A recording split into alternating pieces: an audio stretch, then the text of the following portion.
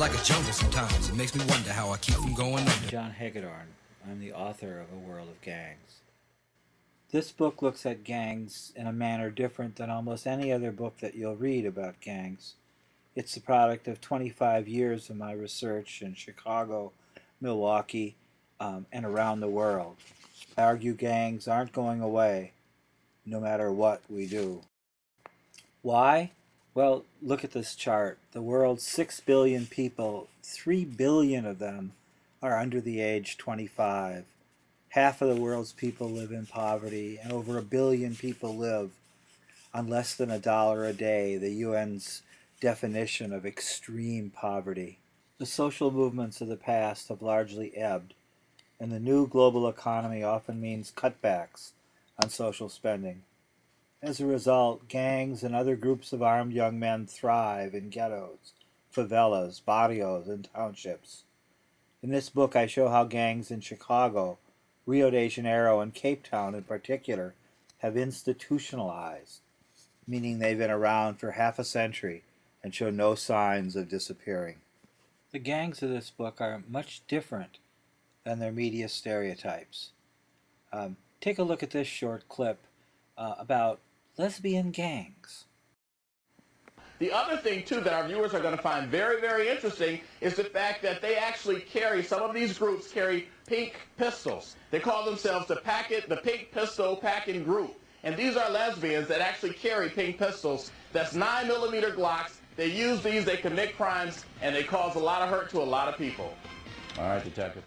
Not all media treatments are so ridiculous, but gangs are sensationalized and demonized, and policies of zero tolerance or mano dura reflect a widespread idea that we need to wage war on gangs.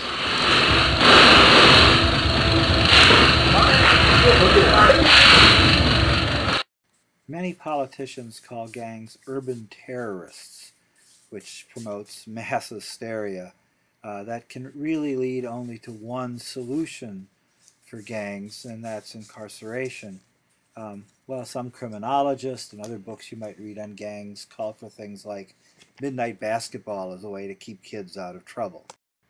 But for law enforcement, as well as many professors in their ivory tower, gang kids are scary and they need to be controlled.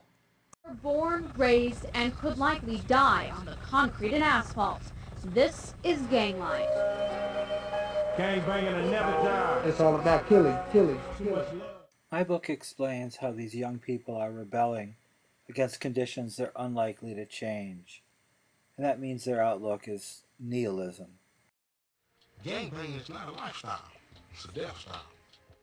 But this is not the only form that rebellion can take. And my book shows how some gangs are similar to ethnic militias, religious police, child soldiers, vigilantes, and even political parties. I pay particular attention to the amazing story of the 1960s vice lords. Everywhere, gangs find their racial or ethnic identity as a resource to help them resist terrifying conditions.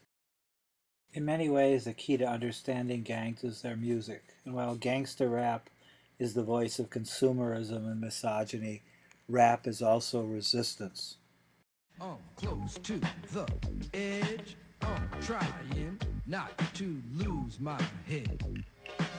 It's like a jungle sometimes. It makes me wonder how I keep from going under. Speaking for those of us who did our share of rebelling when we were young, I'm on young people's side, and so is my book.